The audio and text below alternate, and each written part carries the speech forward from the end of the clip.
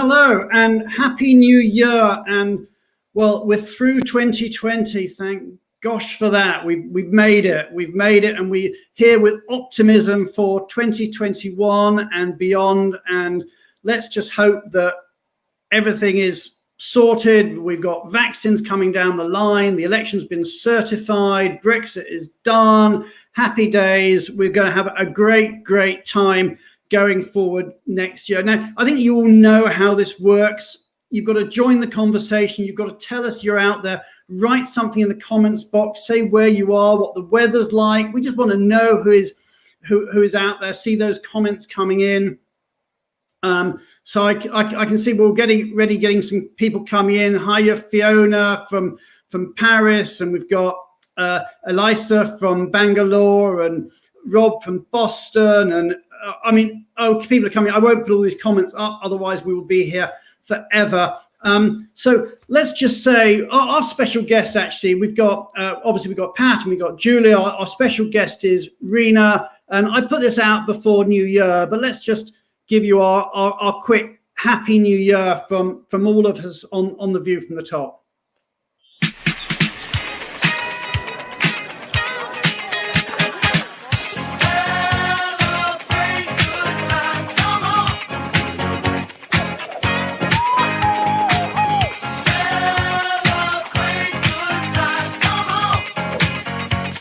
It's a celebration.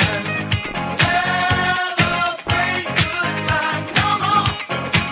Let's celebrate. Yeah. Celebration. We gon' celebrate and have a good time. Everyone around the world, come on.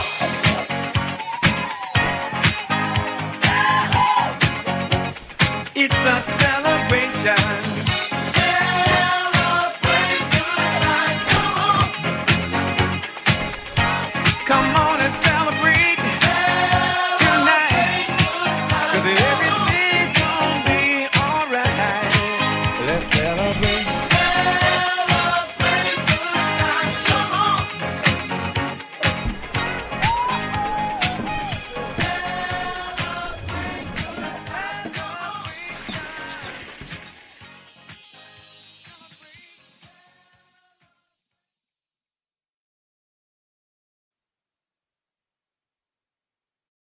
We're back, and happy new year, everybody. And we've got just such a great show. I can see we've already got I think we've got nearly 160 people on board. It's just great to have everybody out there listening into the show.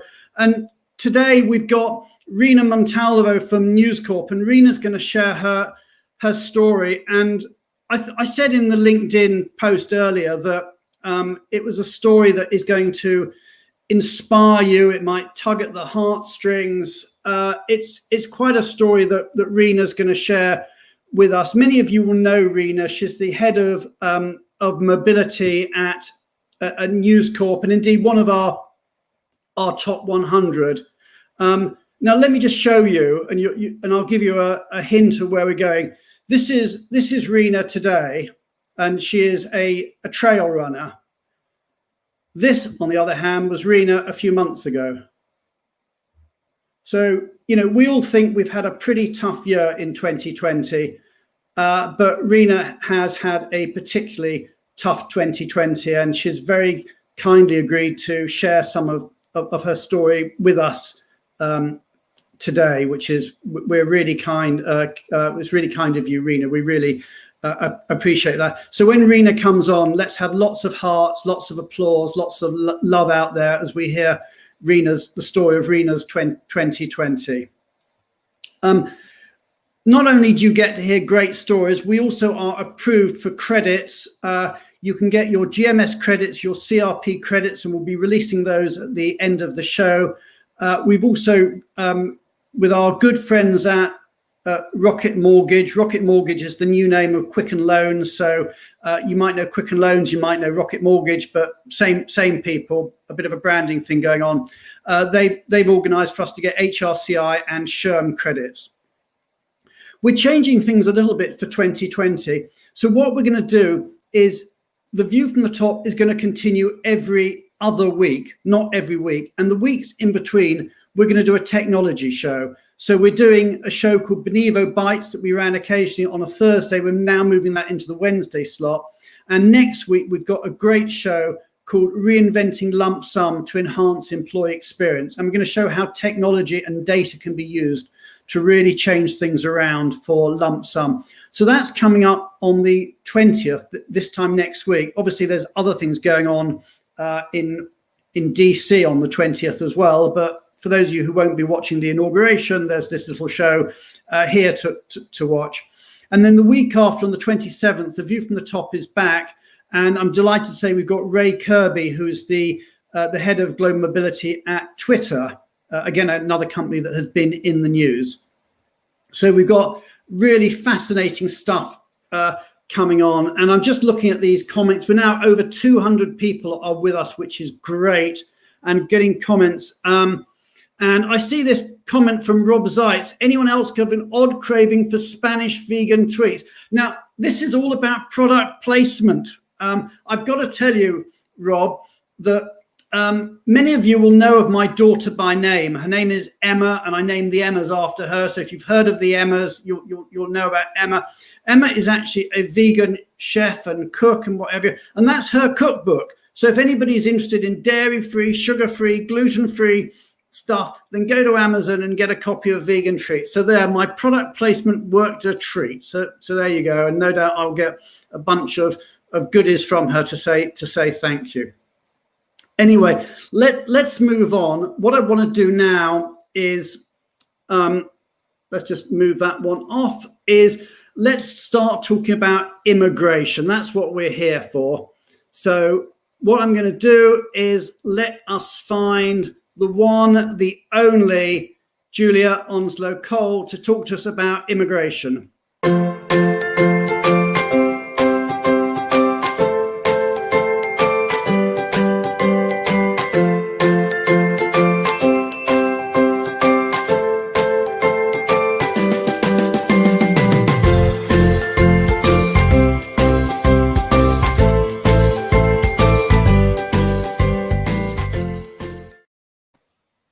Thanks, Brian. Okay, Julia, good to see you. Got lots of comments coming in, people from all over the world. We're now up to over 220 people, loads and loads of names I'm seeing there that I recognize. But Julia, time is short. We've got a lot to cover today. So tell us about what's been going on in the world of immigration and things that you want to cover on today's agenda. Yeah. So I'm going to speed through this, but it was quite interesting that Jenny Fackelman, she's joined us, and she said, oh, let's talk about pre-travel testing. And I just wanted to start off to say that there is a lot of discussion about digital passports. There's 4 organizations that are out in the front building digital passports being tested with different airline routes, and this will really speed up global mobility. So I think that's a big space to watch, and we'll talk about that in the weeks to come. I wanted to just start off with an update on China.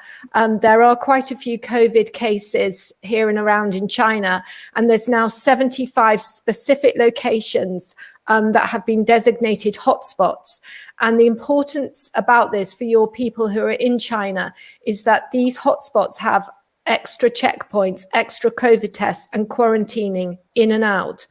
And it's important that your people in China are aware of them, because some of the hotspots aren't cities, they're just areas. And it really does affect mobility.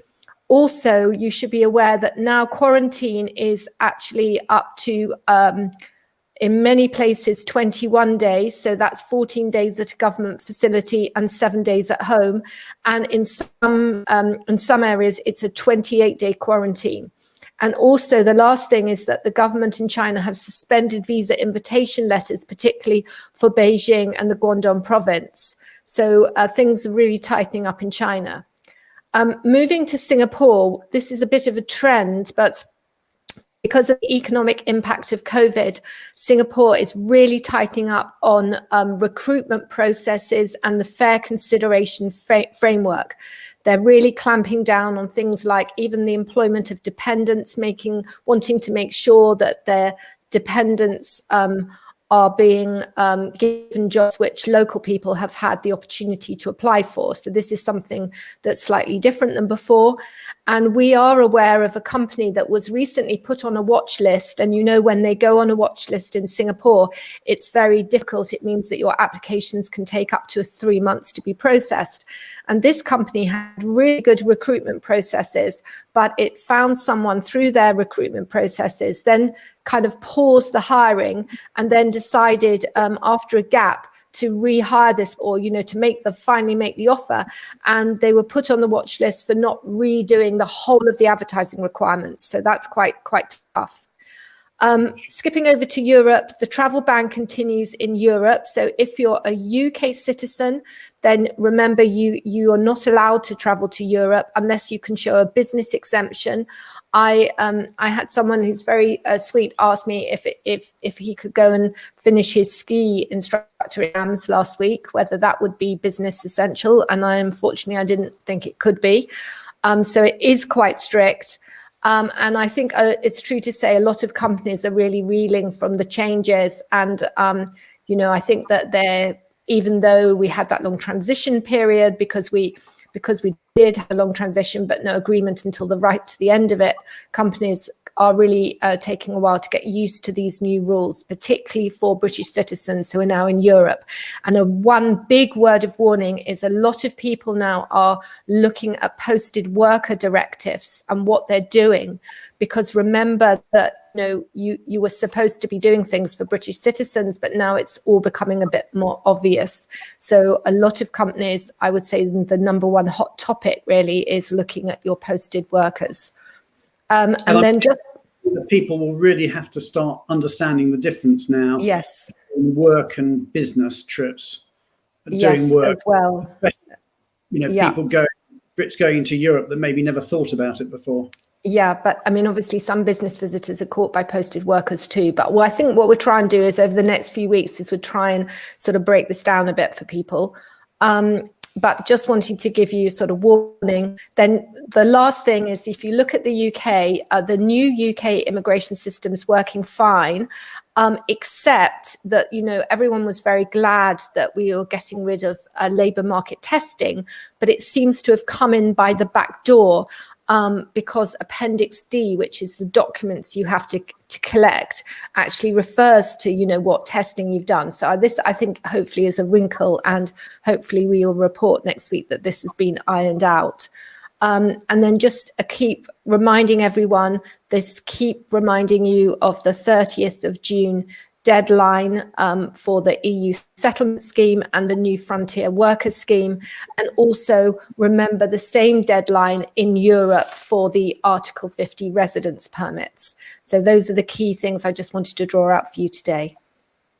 Okay, and just looking at some of the comments here. Where is it? And I can't find it here. Here we go. The skier got to his destination, Julia. The German authorities interrogated him and he was able to speak fluent German and gave the correct paperwork. He was let in. Well, that's really good news, Louise. That's really good news, because I did canvass a lot of opinions, and we didn't think that would count as business essential, but that's nice news for him. So I'm pleased for him. And one other question. We're running out of time, but I'll just add in one other question. Here we go. What about the issue of multiple business trips to different EU countries for Brit nationals that in total could be above 90 days? How to manage that? Oh, well, Fiona's gone straight to... Yeah, Fiona's gone straight to the really, really difficult question, which is, I think that, the movement of Brits around Europe is going to be very difficult to manage. I think Fiona's highlighted really probably what is going to be the most difficult issue, which I wouldn't have time to answer today, but we could pick it up in another show. Yeah, let's try and do that. It sounds like a big issue that we do need to do. But Julia, thank you. We'll see you at the end of the show. What we're going to do now is we're going to move on to onto tax. So let's see whether we can find our good friend, expat.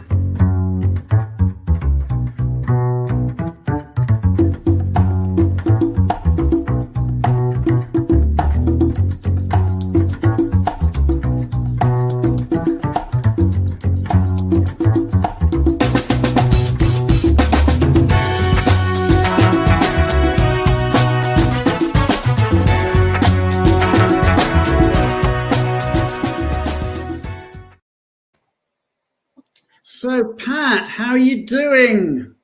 Doing great. Cool. How's it going for you?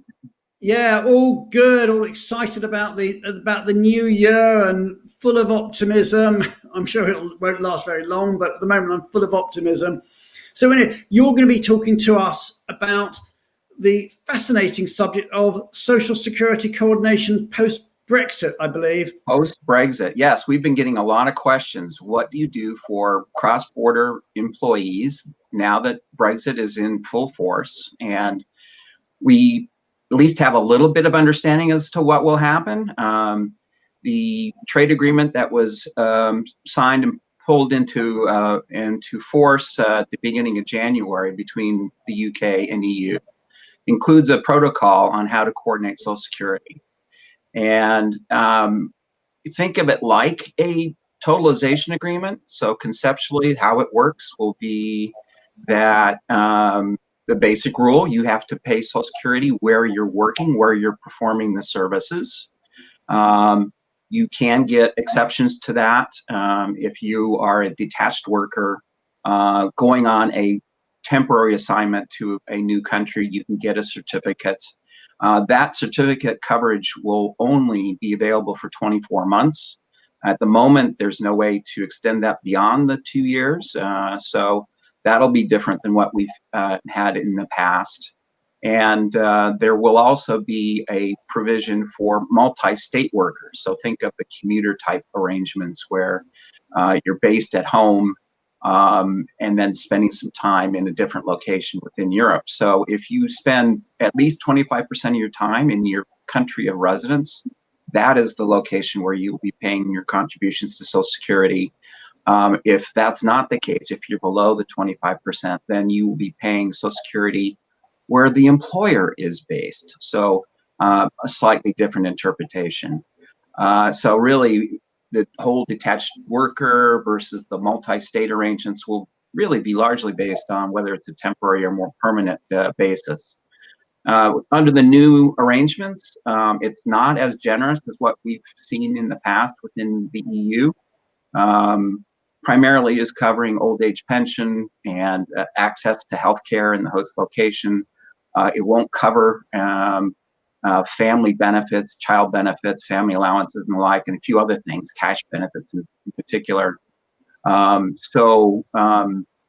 You know, this is going to be an interesting process because it's in force as of January, but all of the countries within the EU need to ratify the agreement. So in theory, we'll know more within the next few months as to if there's exceptions to the basic rule for a particular country. And we already know there's 4 countries that are falling out of the EU coordination arrangement. That is Norway, Switzerland, Iceland, and Liechtenstein. They aren't technically part of the EU as I understand it. So Norway and Switzerland have already come up with a coordination arrangement with the UK bilaterally. Liechtenstein is out of luck. They don't have a totalization agreement from years way gone by. So there's the potential for, if the cross borders between the UK and you'll be paying double contributions in that particular case. So we'll know more, hopefully relatively soon, how this all works. But it is something that we've been getting a lot of questions on. Yeah, I bet it's very, very topical. And there's another subject you want to talk about. And when you first told me about it, I said, how does this rate relate to mobility? But here we go. And I think this might be the first time ever, I might be wrong, that we're certainly the first time we've ever covered the subject. And I'm not sure whether anybody else has. But here we go. Tax compliance of cryptocurrency. Hit us with it. Cryptocurrency, that's right. Now, of course, it caught my eye. I mean, this was a story that was published in Forbes magazine by one of my favorite tax authors, Kelly Phillips Erb, and she's reporting that the organization within the United States called FinCEN, and that stands for Financial Crimes Enforcement Network. These are the folks that enforce the foreign bank account report requirements. And historically, holders of accounts that hold cryptocurrency virtual currency, Bitcoin, whatever you want to call it, those things have fallen outside the requirements to report on a FBAR. And they've just issued a notice that they're planning to do something in this area. And it's obvious what the IRS is all about. They know that people are using these Bitcoin accounts to have undisclosed income. And so who'd have thought? Who would have thought? And just as an added incentive, this year, 2020, first year ever, there's a question on the first page of the 1040 that asks, do you have any Bitcoin accounts? Have you traded in any Bitcoin? It's a yes, no question. And you, as the taxpayer, need to answer that under penalty of perjury. So they're looking at this because they know that there's the potential for some appreciated gains. And just so you know what this means, the Bitcoin price as of yesterday was $33,000 per Bitcoin. And it has increased in value over the past 12 months by 400%. So there's a lot of interest in making sure that that gets reported and disclosed properly. Yeah, a lot of gains I can see. So thank you, Pat. And that's a fascinating subject, and I'm sure that's one that will grow in the future. What we're going to do now is we're now going to bring on our special guest. Now, I really need you guys out there in LinkedIn world to show some love and appreciation. This is going to be quite a story. So let's bring on our special guest from Newscorp, Rina Montalvo.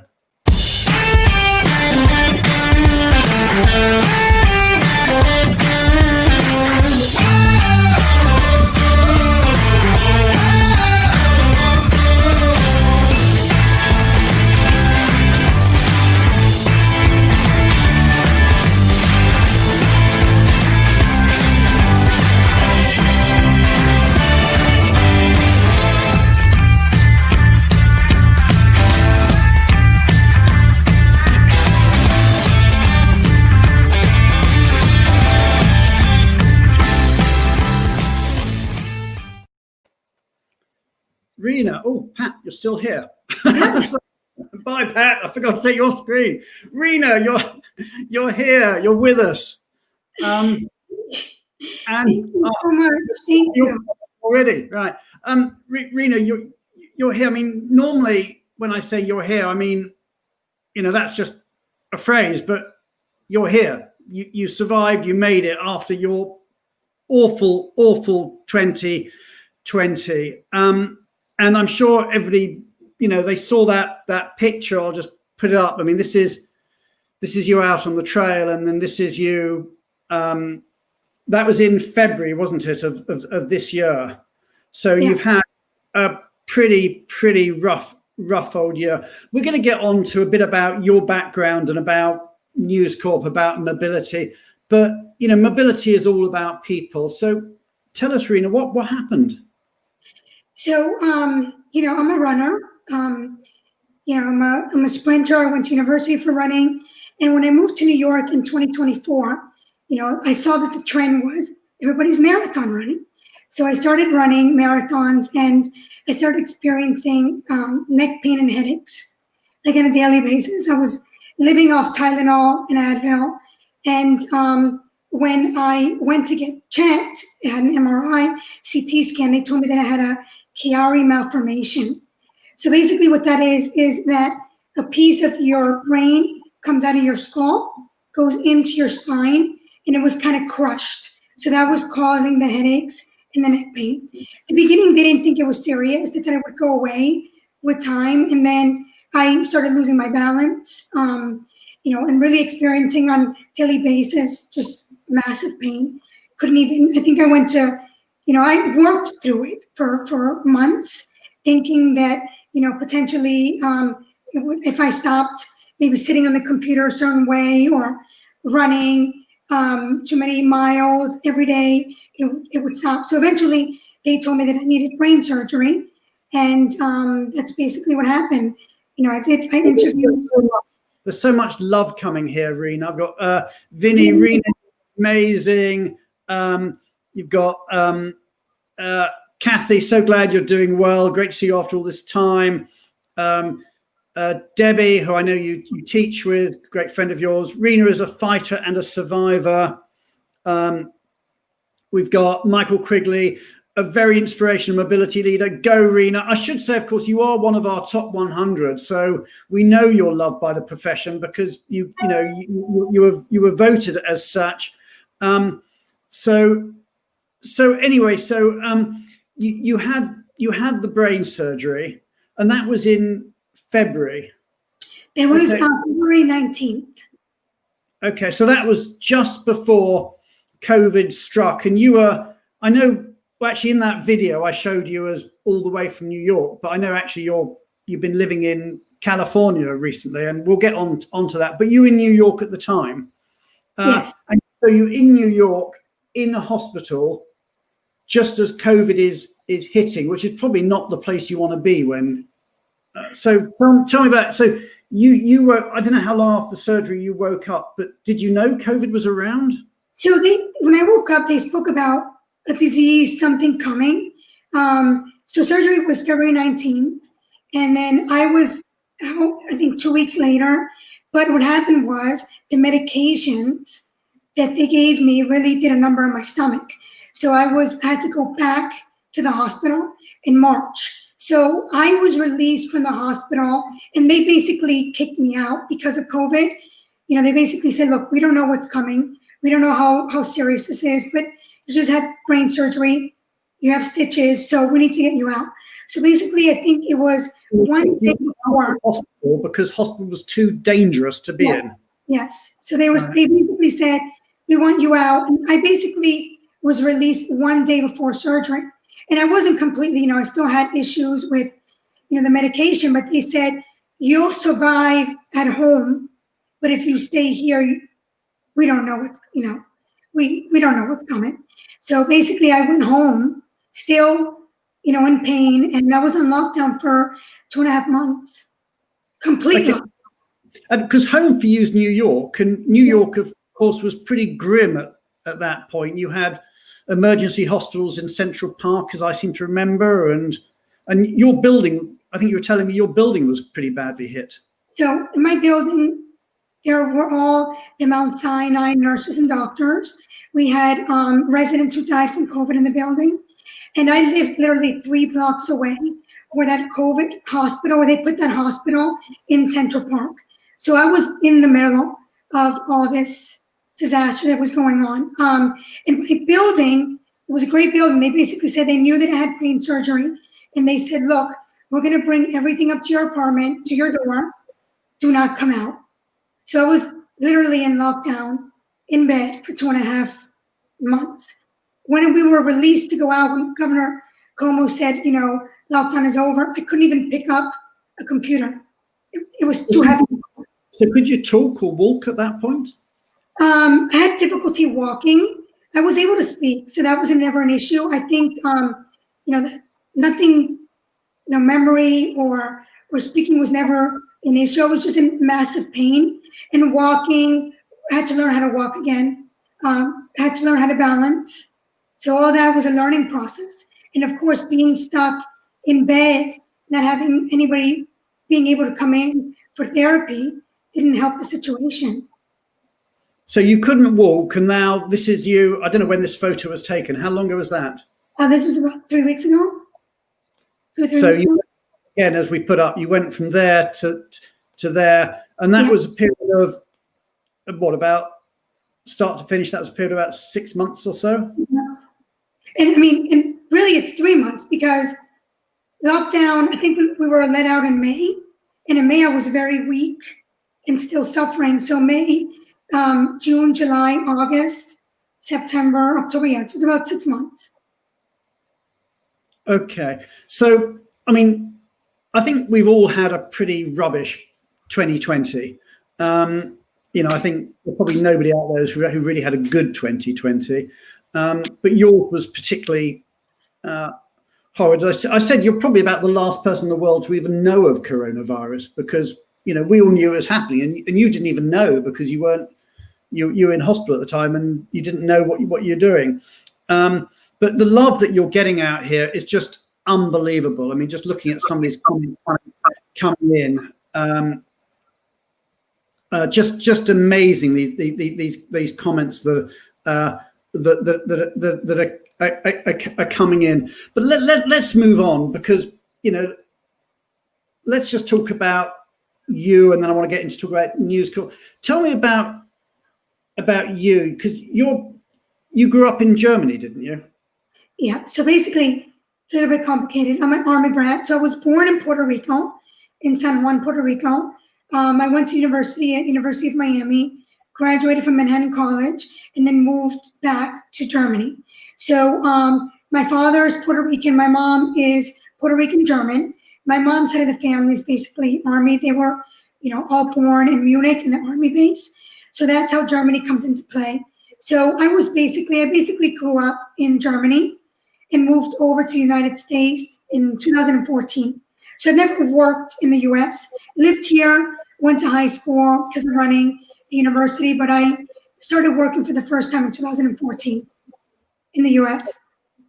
Okay, so you moved in. I mean, how did you get into mobility? Because you were an event manager originally, weren't you, in Germany? So how did you get from event manager? It's not a natural career path, event management, into global mobility.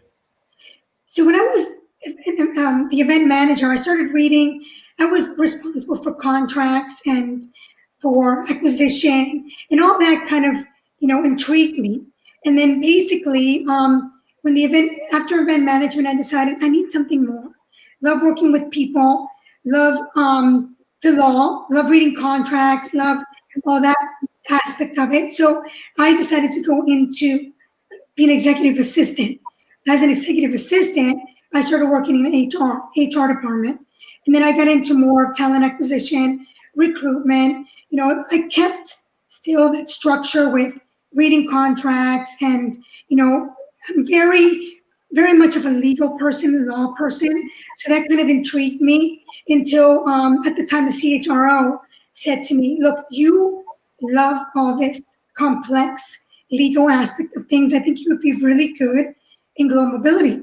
And then I said, what is global mobility? And he was like, it's a bit of taxation, a bit of immigration, you're moving people around the world. And that just, caught my eye, and I said, why not? It's a bit of recruitment, international recruitment as well. So that's how we got into it. You're a bit of a polyglot, aren't you? I mean, how many languages do you speak? How many languages do you speak? Four? Four. I mean, I think I can converse, have a little bit of from 6, but I think but I work in 4. Okay, so you then went you got a job with Sky, and then you went on intercompany transfer to Newscorp. So Sky is part of Newscorp. So I've been total of in Newscorp 11 years. So I started out with Sky Deutschland, and I just saw that there's people here from Puerto Rico and from Germany, from Munich and Düsseldorf. So schöne Grüße. So basically, Sky is part of Newscorp, and I've been at Newscorp 11 years. So from Sky, then I moved 2014 to the headquarters of Newscorp in New York, where I worked for 6 years and had surgery and just came back in September 15th. I've got a comment here. Complex assessment needed for Rina's immigration history. Although, of course, you're a US citizen, aren't you? So US citizen, yeah. I have dual citizenship. Yeah. And someone said they thought they heard a little Puerto Rican accent there. So you have okay, there's so much about you that is sort of unusual. You're telling me earlier that your hobby is criminal cases. Yes. So my hobby is criminal law. So I'm bit of a nerd. I read all the criminal cases. Aaron Fernandez to Ted Bundy. I just love the aspect of criminal law. So that's what I do on my free time. I read a lot of books on criminal law, specific cases, Casey Anthony. It's just, what I do. It's kind of weird, but. And there's more. You do modeling on the side, don't you? Am I going to embarrass you? So yes, I do catalog modeling. Here we go. Look at that. That story. To know me in a matter of 30 minutes. So yes, I do that as a hobby as well. That was kind of, just to explain where that comes from. After surgery, after being, having this 2020 as a year, I decided to do a little pick-me-up for myself. So a friend of mine was like, listen, would you want to get into going back into doing catalog modeling? So I said, why not? Took some pictures, sent it out to agencies, and I ended up getting picked. So that was a picture of a campaign that I did for Mango. Okay, so let's move on. Anyway, so you're at Newscorp. So tell us a bit about Newscorp. I mean, I think most people know the company, but tell us a bit about mobility at Newscorp, how it's all structured. You do there. Yes. So basically, I came back. So before surgery, I was working with Dow Jones, the Wall Street Journal, and I was advising here and there the other companies. But when I came back in 2015, I really didn't know, what to expect. I didn't know what my job was going to look like. I was gone for quite some time. So when I came back, COVID hit, and my position was elevated to me reporting to the SVP of Newscorp in HR, which is a lovely woman, Katie Perdomo. And I was given the opportunity. They said, due to the fact, that you do taxation, immigration, global mobility, we need you right now on a bigger scale to advise for all the other entities.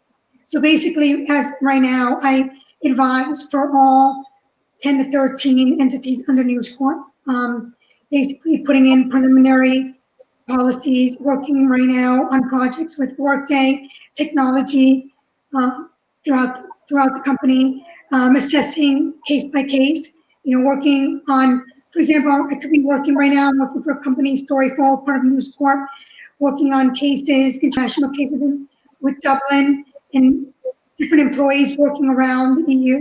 So it's I'm very blessed, I'm very humble that, coming back in the pandemic, not knowing what to expect, I got the opportunity to do this cross-company, great strategical role that I'm doing now. Okay, and tell me a bit more about Newscorp. I mean, how many people would you move in a normal year? Let's forget last year. Well, I mean, if I think about Dow Jones, we would move around 150, depending, through the whole company. I think you can probably scale it to 400, 500, if you're thinking about all the companies together, right? In a normal year. Of course, now everything's been put on hold. So it's only been emergency moves, if any, people being stuck. I mean, I think everybody's going through the same thing, where right now it's more about strategy, about immigration, taxation, building policies, clarifying a lot of terminology in terms of remote working and / work from anywhere. So I think in the moment, compared to when I was at Dow Jones, it's completely, in terms of moves, there's no moves right now. I mean, there's planned moves, but in the moment, it's more about strategy, I would say. Yeah, and hopefully that will come back. Oh my gosh, I've just seen a comment here. I'm just going to flag up from Alistair Hunt. I fully understand how hard it must have been for you being unwell during the pandemic. I had a cardiac arrest in May. Basically, my brain turned my heart off and was technically dead for over 20 minutes. Woke up in a ward full of COVID patients, difficult times. Wishing you the best of luck for 2021. And Alice, wish you, and I'm sure everybody in the audience, wish you a very, the best of luck and a very happy 2021. These stories that are coming out are amazing. But so we've been talking about Newscorp and the program there. Now, of course, Newscorp are based in New York, and you're currently in Los Angeles or Santa Monica, I think you said. So what are you doing? What are you doing there? Why are you in Santa Monica? When did you go? Why are you there? How are you going to your job? And what I want to get on to eventually is how does this work from a remote working point of view? Because we all talk about it, but obviously you're doing it. Yeah, so basically, I woke up in New York and I needed to get out. So I needed to move myself. So I moved myself. I mean, of course, I had great help. I think Roger Sorhagen is on. He helped me out. I had to move myself. So I basically wanted to get out of New York City right away. I needed to recover. So I went in quarantine with my mom. Eventually, I knew winter was coming in New York, and my recovery was going very well. And in order for me to continue recovering and running, I needed to leave.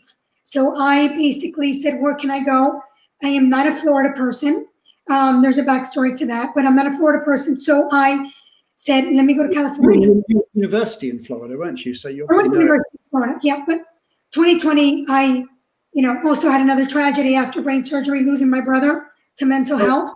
And Oh so, my yeah, God! he Everybody was- here is sorry to hear that. yeah. So he was. Love for Rina, please hit those hearts. That's just, oh my God, what a year you've had, Rina. I'm so sorry for you and all your family. So thank you. So he was based in Florida, so there was no way I was going to Florida. So I decided to move to California for a couple of months, to continue my recovery, and I will be going back home to New York once the winter's over, and we're back in the offices. But basically, in the aspect is, we made preliminary guidelines.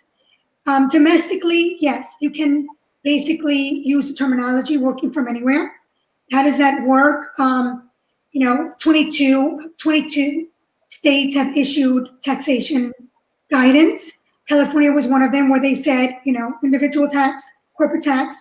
If you're working for another company in California right now, we're not going to bother with that.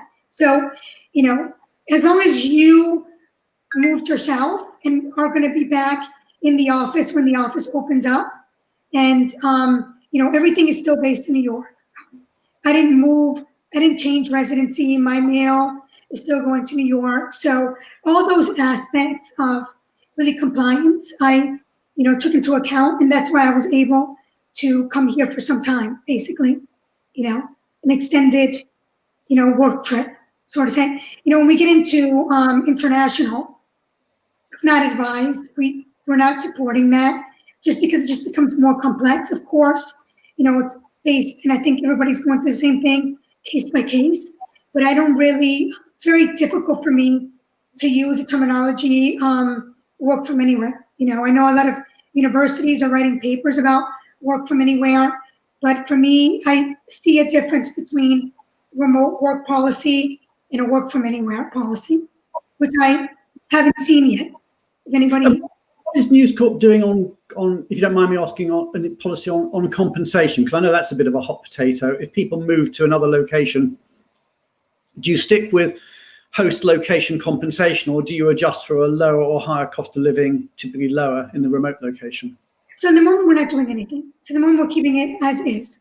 Yeah, we're basically just strategically supporting the employees. That's why I'm very blessed to be at Newscorp.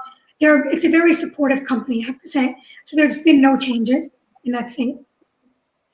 Okay. Out there in LinkedIn world, if you've got any questions for Rina, then shoot them in, and we'll try and make sure that we cover them off.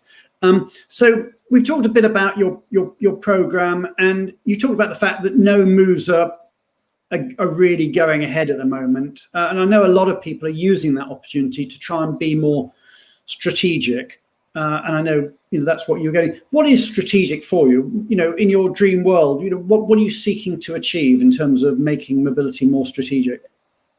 That's a very good question. So, I have been working in mobility a really long time, in mostly Europe. So to me, mobility has always been strategic, right? I think there's talks about, now because of COVID and rising accordingly, but I think for me, it was always been strategic. For me, mobility, a strategic aspect of it is knowing a bit of everything, knowing taxation, knowing immigration, and knowing mobility. So I think that combination of, putting all that together and being able to advise, right now I'm advising directly the CHROs. So I don't think that I can go into a meeting at Newscorp, and say so CHRO, I don't have that immigration answer. I need to go to the other department, ask, and come back to you. I don't think I can, tell a CHRO, we can't do that move because of risk and compliance. So I think strategic for me means being able to think out of the box, in all aspects of mobility, size, taxation, size, immigration. If you think of a move entails all bits and pieces of that. A move is just not moving somebody and just thinking immigration wise. It's a story, right? So just being able to advise on an assignee's complete story to, stakeholder, manager, being able to give them that information so they can make the right decision accordingly. Okay, a question has come in here from, this is from David. David knows. He said, question for Rina. Have you decided that as of the 1st of January, you're going to tax individuals based on their actual work location? So right now, we're taxing individuals on their actual work location. We are not moving. For example, I'm in California. Right now, I'm still paying, everything is taxed in New York, right? So we will wait, and we are monitoring all tax, guidance state by state and also internationally.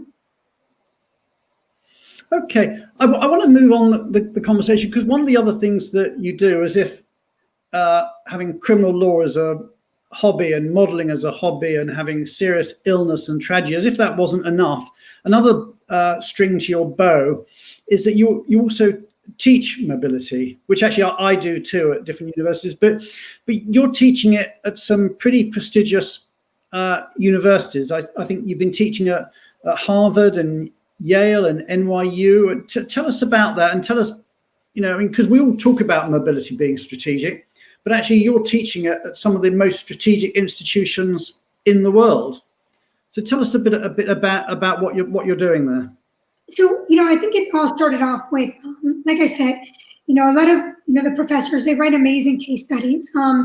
Harvard just published one a couple of months ago on work from anywhere policy. So I think, how I came into play, first of all, how I came into teaching, I have a master's of law. So the opportunity landed by chance.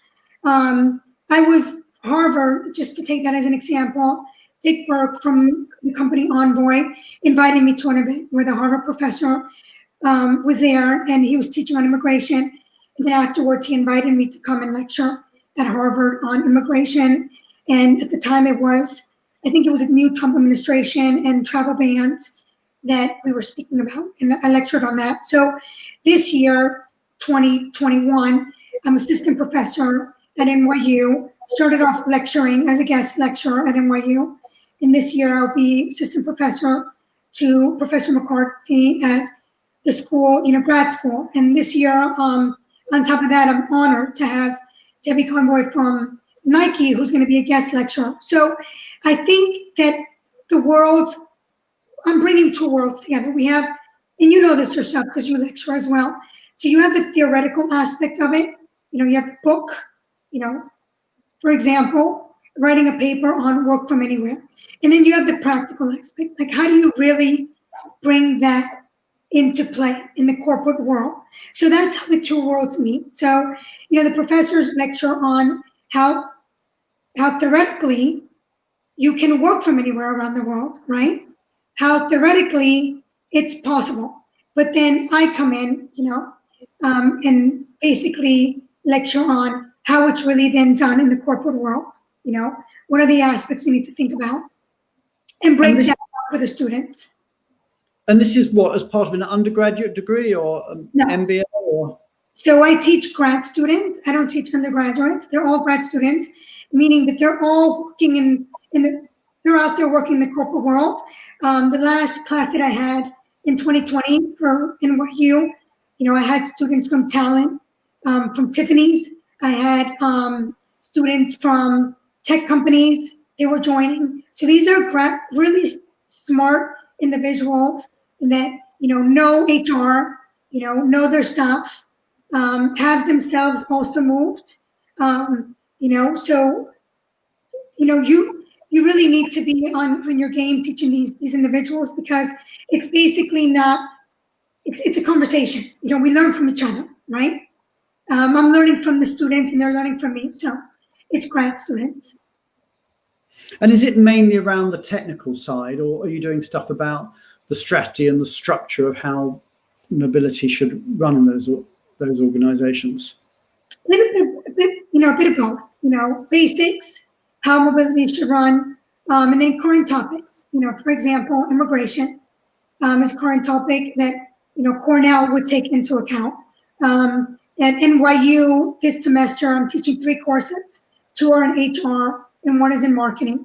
Marketing, I bring in marketing on how to market, global mobility within the HR department. So it's very, diverse, I would say. Okay, and you're getting again a lot of love out there for what you're doing from the teaching point of view. Here's Becky Woods, who in fact has been a guest on the show before, and herself is in our top 100 group. Rina and Debbie, dynamic duo. What a powerhouse combo in the mobility industry. And we had Nicola here. Global mobility at an Ivy League university. This is a whole nother level. I feel so small. Don't feel small, Nicola. But great for you, Rina, for and indeed for Debbie with you, for raising the bar and taking mobility to this level. Here's a comment from Bob Church. Agreed, Rina. Creative solutions are lovely, but if you can't make them work in the real world, then they're more hindrance than a help. Yes, I think that's so true. That a lot of it is about the perspiration rather than the inspiration. It's just getting things working properly.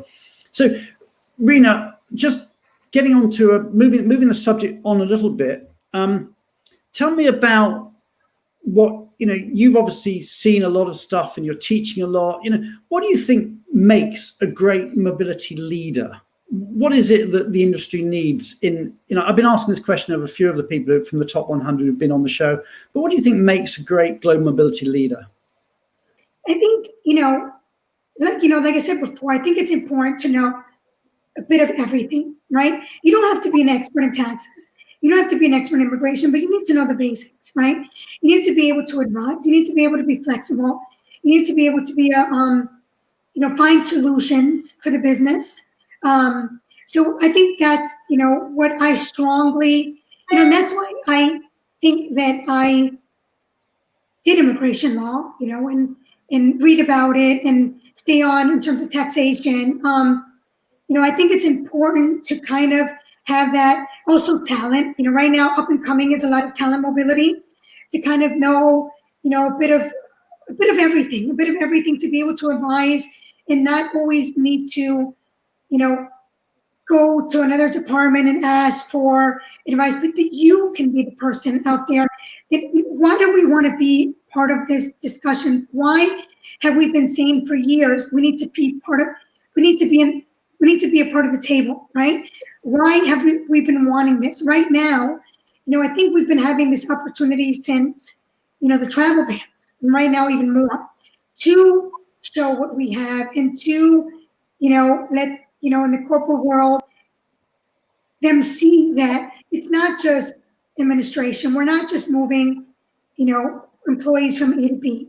We're strategizing. SIAS as a business traveler program, or immigration policies, or current trends, current right now policies, and revamping, new technology. Technology is also, I think, something big, in global mobility that we need, more of. So I think it's part of, we need to always be on top of what's going on, right? Yeah, I'm going to take that technology point. Obviously, Benivo is a tech company, and I was taken very much with something that I think it was Berna Anderson said on the show a few weeks back into the last year, and she was saying what makes mobility strategic is actually having access to the data. and the data analytics. That's where you can actually turn it around, and you can't expect to walk into the door of your CHRO or CEO or CFO if you haven't got the data analytics to prove your case. And somehow we need to find a way, whether it's technology outsourcing, whatever we do, to be less busy doing the day-to-day stuff, so that actually we can strategize and we can use the insights that are inherent in our programs to take things to that whole new level. Comment coming in here. Here we go. Impressive. How do you find for all you do, Rina? How do you find the time? I don't know myself, to be honest with you. Look, I enjoy what I do. And I think, I'm a bit of a global mobility immigration nerd. I think when you enjoy what you do. I'm going to pick you up on that, Rina. Somebody said, and I've lost the comment, they said, you can't be a bit of a nerd. You're either a nerd or you're not a nerd. Okay, I'm a nerd. I'm a complete nerd.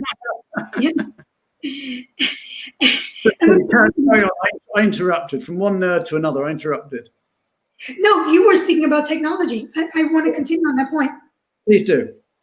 No, I think that's like what you said. I think it's a huge point. I totally agree with that. I think technology, tells a story, right? The data tells a story.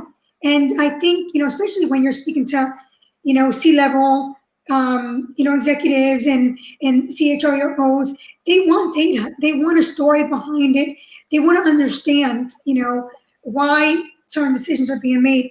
And I do strongly believe you can only do that with good data. So I'm a big technology supporter, and I've implemented new technology in Newscorp, tracking systems. When I first started and moved in 2014, we were tracking on spreadsheets, a lot of mistakes. And as to where we are now, where we use our relocation provider, to track our data and to store, assignment letters, or have them write the assignment letters and store them. Before, we were writing them ourselves and sending them through email. So I'm a big fan of technology. And I think 2021, that should be one of the main focuses as well to global mobility. Okay, I should just let people know, by the way, that the credits, if you want the GMS credit, the code is there, just coming up. Where is it? It should be coming up in a second. There we are. 16343. If you want SHRM or HRCI credits, they are pending approval for this episode at the moment. Sometimes it takes a bit of time. And I know Lisa Fontana from Quicken Loans has applied for them. They will come through very shortly. But you can certainly, we will be credited and we'll have those codes and we'll release them as soon as we get those. But the codes are there. So I'm just looking at some more comments that have been coming in here. Again, from Nicola, a great GM leader, making the world smaller and attainable for others from all perspective, tax, immigration, moving, social security, etc. From Tara Hagen, super model nerd. Now, I don't know if that means supermodel nerd or supermodel nerd. Let's go for supermodel nerd. And we've got, it's a combination. The data gives the weight and the stories make it come alive. That's from Lisa Johnson from Crown. From Merrily, we've got, it's about the focus on talent, need to create products that empower talent to thrive and the business to meet their goals, and make sure we're bringing key stakeholders into the policy and products, especially now since mobility is changing due to COVID-19. Actually, that does remind me, there's one last question I want to ask you. We're slightly over our normal time, but I'm gonna use my sort of my own power to make this go on just a little bit longer. Let's end on this really optimistic note. Okay, because we all know 2020 was rubbish. 2021 we're hopeful. What are your predictions, your optimistic predictions for 2021? I mean, I think yes, 2020 was horrible. COVID is horrible, but I think you learn from every bad situation something good. So I tend to focus on the good, right? And I think for 2021, it's gonna be a great opportunity for all of us as global mobility professionals to shine, to be honest, to shine, to show what we have, to grow, and to really give a new angle to global mobility, have it more respected and more, more established, I would think. So I tend to always think on positive. So yeah, that's what I would say. Okay, and I know Beverly Bell's asked me for the code number for the credits. It's on screen. It may be you're listening on audio only, but it's 16343. Let me just bring Julia and Pat back on screen. Where are they? I've got the team is back in the house. So it's been an awesome show. Julia, thank you so much for your introduction, your immigration updates, and we'll see you next week. Rina. Thanks for your tax update. Whole new area. We've been getting to a lot of new areas today. We'll see you again shortly too, Pat. And Rina, a big thanks again. This love that's coming in is just awesome for you. And Rina, go back afterwards and have a look at the recording, and you'll see the comments that are coming in. So I'd just like to thank all our audience for being with us. Again, more hearts, more claps. We love that. We are back next week. Next week is Benevo Bites, and we're talking about reinventing lump sum and how we can use data to enhance employee experience. So that's next week at 11 a.m. Eastern. That's 4 p.m. UK time next Wednesday. And the week after that, The View from the Top is back, and our special guest is Ray Kirby of Twitter. So 2021 is with us. It's a great start, and thank you, everybody. Thank you, Rina. Thank you, Pat. Thank you, Julia. Thank you. Thank you to all the audience. Take care, everybody. Thank you. Bye.